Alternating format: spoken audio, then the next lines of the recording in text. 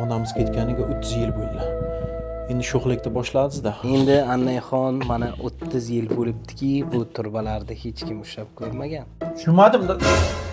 Furqat aka, men sizga necha marta aytganman, turbalarni alishtirish kerak deb. A bular zanglab ketgan-ku.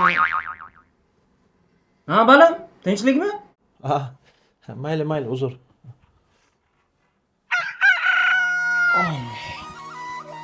Annayxon, kattami, kichkinami endi o'zingiz ko'rib bilasiz.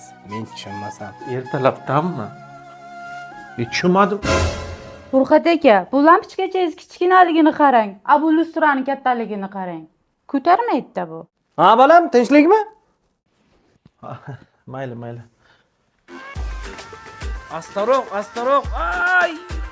Ha, joyiga keldim. Dada endi oshirorman. Furqat aka, namuncha baqiraverasiz? O'zi kichkinagina ukolcha bo'lsa. Ay! Ha, o'g'lim, tinchlikmi? Dada qanday tinchlik bo'ladi? Ha, mayli, chegarasi bor. Ha, birinchi kun santexnik, ikkinchi kun elektrik, mana bugun doktor bo'lib kelyapti. Dada o'zi apa nima ish qiladi? Bu kishimni asl kasblari sartarosh, ham kassir, ham ombor mudir.